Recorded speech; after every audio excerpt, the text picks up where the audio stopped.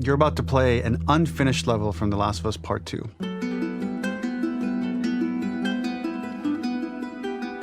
The reason we added this section is there are a few sequences, and we picked the 3 of the best ones, that we cut from the game. Often we build a game that's much bigger than what ends up being the final product. They were months away from being finished, but we wanted to give you an insight of what it's like when we built a game, because often we have this whole thing constructed and it doesn't have final art or audio or dialogue.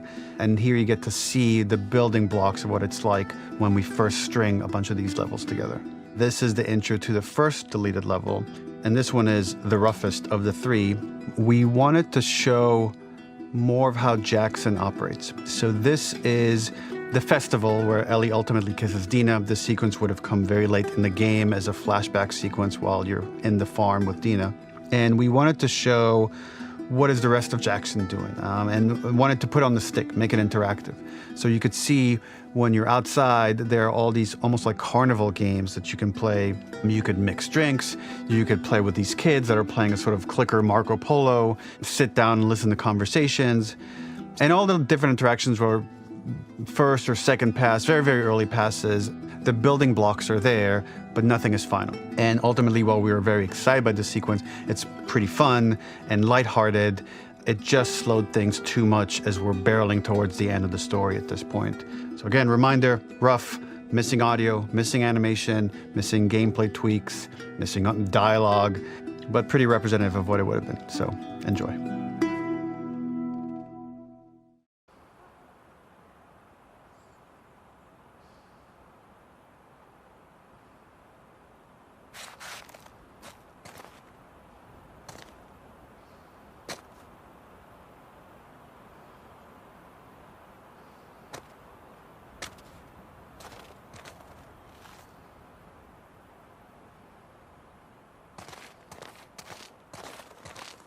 Originally, this level was going to transition us to farm.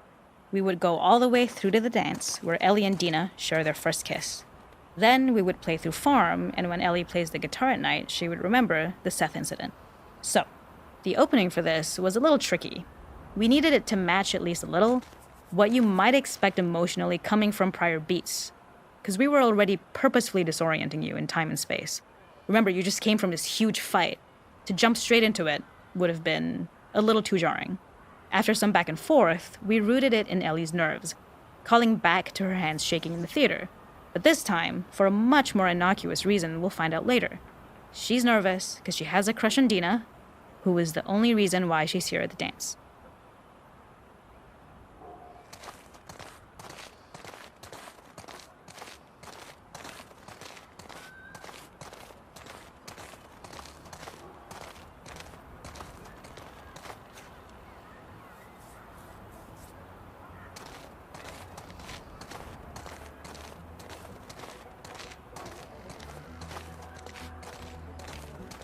Something we really wanted to do was highlight the way their lives had turned upside down since she went down this path.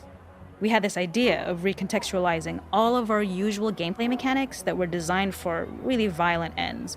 The workbench, door bashes, throwable weapons, and even the infected, which is my personal favorite. Peppered throughout the level are moments of levity or shared history, all the while seeing how happy and mundane they all were before her huge revenge odyssey.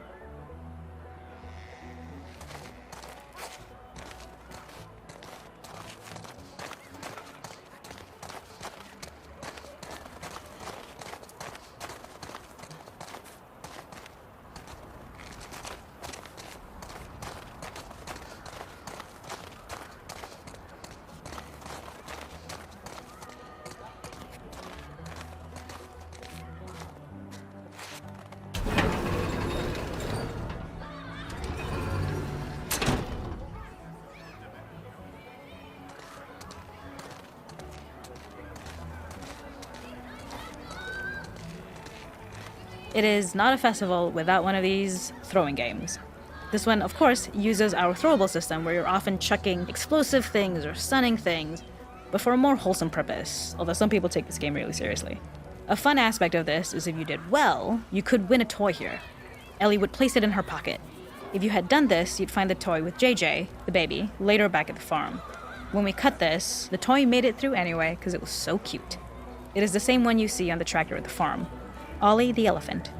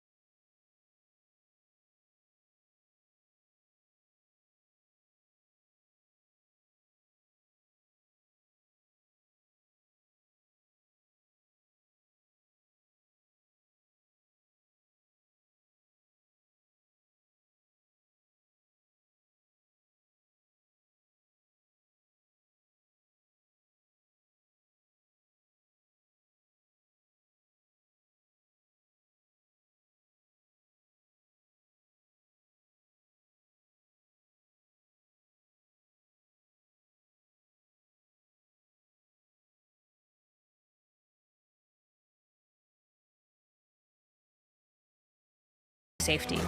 They still grow up with the dangers of clickers and runners, and all those lessons would embed themselves in the games that they play. When the festival got cut, they tried to preserve this moment and move it to the front of the game where the snowball fight is, as a tutorial. However, being in the headspace of a clicker doesn't really teach you how to deal with them.